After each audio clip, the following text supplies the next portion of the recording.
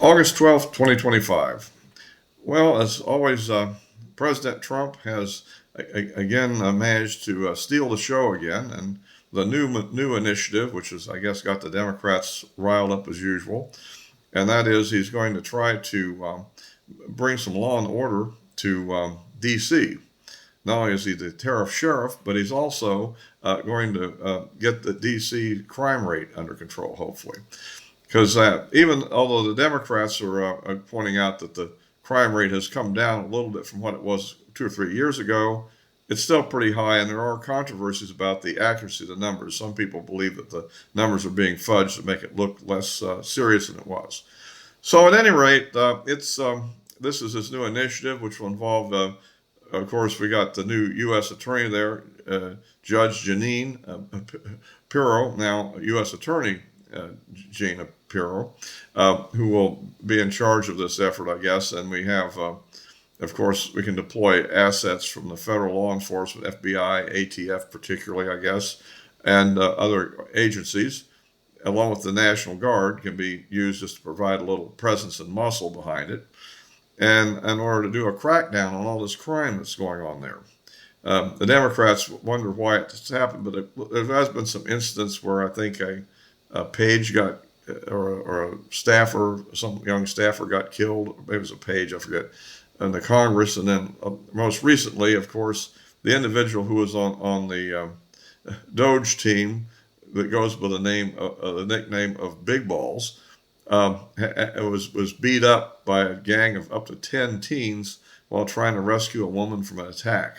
Apparently, she was rescued, but he wasn't. So anyhow, that's that apparently brought this thing to light, and so he has a new initiative here.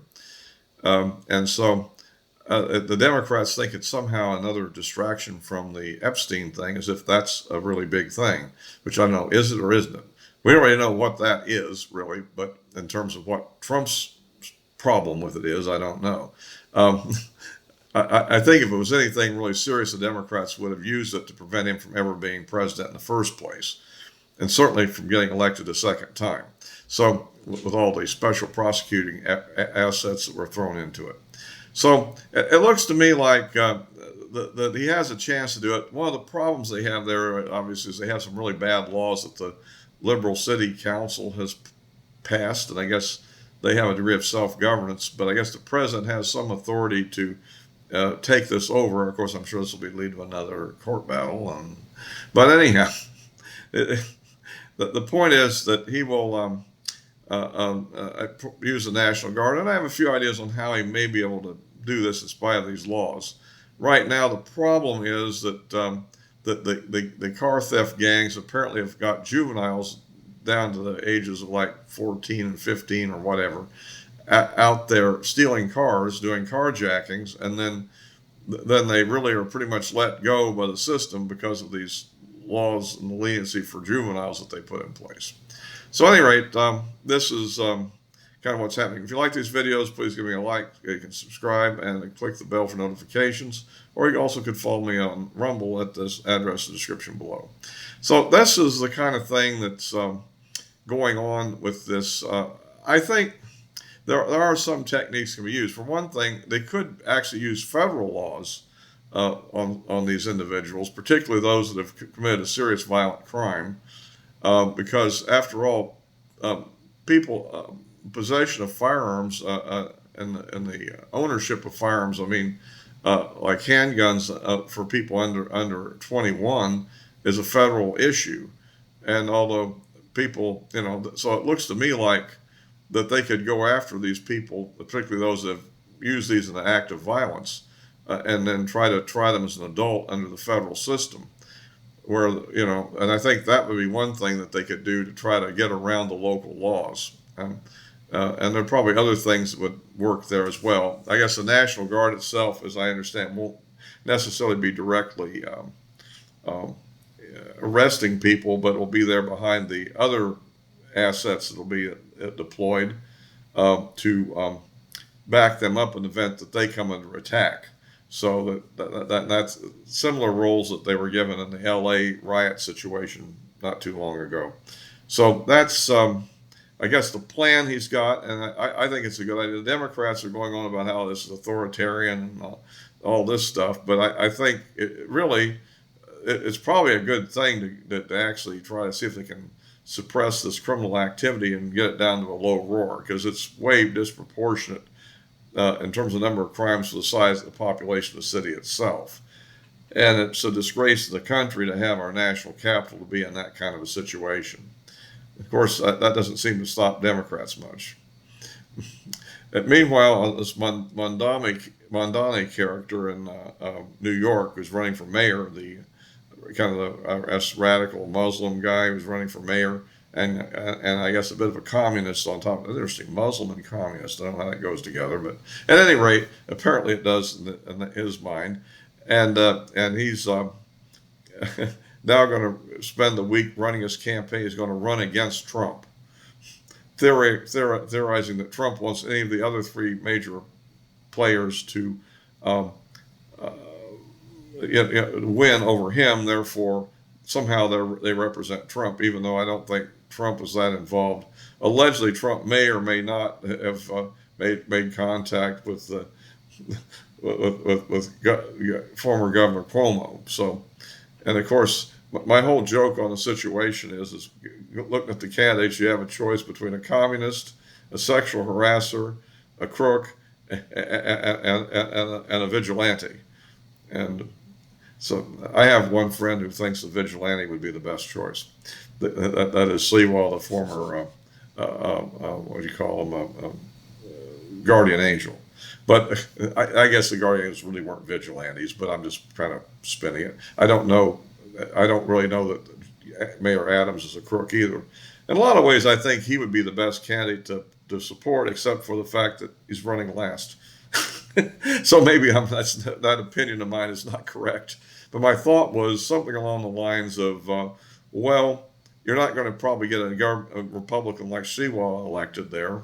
Well, you might. Actually, he's come up quite a bit in the polls last I've heard. And Mondami has fallen off to like 35% the last one I saw. Of course, who knows if that was a biased one or not. So who knows? Maybe the key thing for everybody there to know is that since they do have ranked choice voting, which I don't like that in general, but in this specific case, it come in handy. That is, everybody pick the candidate they want as their first choice, and then pick whoever they like second best, and then third best, and then don't put Mondami down as any of their choices. And if the other side, the Mondami people make the mistake of putting anybody else down, then that might skew it in that direction. So what you could end up having, if you can keep him ultimately below 50% of the vote, likely somebody else would then win. It's an interesting system, and we'll see how that plays out. But what's interesting is all the commentary I've heard, maybe locally they talk about it, I'm not in New York, but it's just interesting to me that nobody on the news I'm seeing ever mentions this. That's the answer to how to defeat him. Keep him below 50% and use ranked choice down the line. That way everybody can vote for their own person. And, otherwise, if two of the three others would drop out, then we could just all consolidate by the one that's left, which I guess would be Cuomo, although I'd prefer Adams to Cuomo. And you'd think he'd have an advantage being the African-American candidate, since there's a fairly large African-American population there. But who knows? I guess being an ex-cop, I don't know. But that's the situation. So we hope the best works out. And then finally, while we're into all stuff, I'll kind of follow up like on my last video, which not enough people watched it. I look up my last video on the Trump-Putin summit. But I kind of goofed up my initial launch of that as well, so it's partly my fault. But at any rate, I think this is going to be interesting to see. It looks like early on I thought maybe the thing would fall through, but right now it looks like it's going to happen. And of course, we're still trying to get a handle on what is really there. As it is right now, all the Fox News type conservatives are kind of going, well, Trump's sort of going to lay down the law and make Putin do this or that and all this. But we note that the actual sanctions that were supposed to go in place on last Friday didn't happen. In fact, far from 100%, they only increased the one on India by 25%, and none on anybody else. And then today on China, that they've just let that deadline pass for, I guess, another 90 days. So instead of reimposing the tariffs on China, they have uh, let it pass in order to actually negotiate. And all along, I thought that China was playing a lot into this whole thing. To some degree, Trump is under a lot of pressure from members of Congress, Lindsey Graham and a lot of others have got this real hawkish stance on this conflict and think that economic sanctions is the way to victory. And who knows, maybe they are. I mean, but what's left in this discussion is we don't really know, at least publicly, did Putin ask for the meeting with Trump, or did Trump ask for the meeting with Putin? Because after all, when Wyckoff went over to visit, 2 days before the deadline on the things, we don't know what was really said. I mean, this McGovern guy on the Napolitano show had an interesting thought last week, was that maybe that Wyckoff basically asked Putin to bail Trump out of the thing, because for one thing, I don't think Trump really wants to put these things on, because at 100% secondary sanctions, nobody's going to buy anything significant from any of these countries, which means the revenue he's getting from those tariffs will go away. And that's what this is really all about, I think, is raising revenue to balance the budget, or at least move toward balance, and to cover the would-be deficit that the extension of the tax cuts and the new tax cuts would do by making up that money with tariffs. I think that's what he's doing. And so if you have China and India, for example, not trading with us at all of a sudden a lot of tariff money goes away. And he's not really that keen on the war in Ukraine, I don't think. It's just he's under a lot of pressure from Congress, from people who are keen on it. And the other thing you get into is that he obviously doesn't want to look like the loser, right? So that doesn't fit his image. So therefore, he's got to do something. But then you have to ask, what's Putin doing? I mean, if Putin goes into this thing and it blows up and there's no deal, it kind of makes the relationship between him and Trump even worse, right? So it leaves us up in the air. So I have one thought, what Putin may be up to. I kind of alluded to it in my previous video, but I'll run through it here. What he could be thinking is the following. He can count on probably Zelensky and the Ukrainians reject whatever they come up with, as long as it isn't basically just a static ceasefire, right? So, and Putin is presumably going to ask to get some territory that he doesn't currently occupy, and perhaps in trade for some other territories.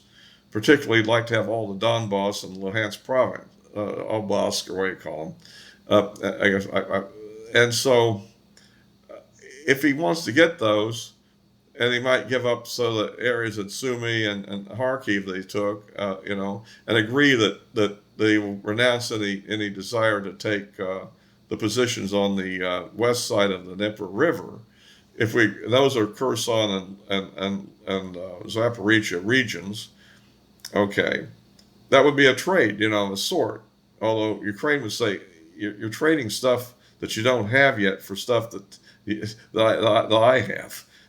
And so they can almost bet that Zelensky will ultimately turn it down, and backed up by the Europeans now, who are going to pay for the war weapons support, right? Not the U.S. anymore. And they're backing him up. I tend to think that would be what would happen. And so if Putin makes some deal with some concessions that even he doesn't really want to make, and maybe even ones that might be slightly unpopular back in Russia, it's possible that Zelensky then would reject it, and this would then offend Trump, and then would spin Trump away from being anti-Putin and more to anti-Zelensky, which would give them time then to continue their offensive and achieve whatever military goals they could achieve.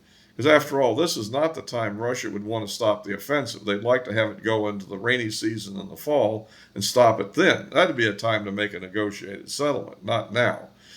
So it's an interesting thing to see what actually happens, or will Trump just be overwhelmingly persuasive? The other factor, we don't know where China is in all this. And that's another point. To put on these sanctions, you have to put them on China too, which would mean, well, a lot of products would disappear from the shelves pretty quickly. So, at any rate, that's my rundown on that. So I'll be wrapping this up for this time. You can, I'll be putting this on YouTube and Rumble as always, and you can follow me on my social media accounts in the meantime. I also post a lot of cute little things that are reacting to certain Democrats occasionally, if you follow my X account particularly. So all for now.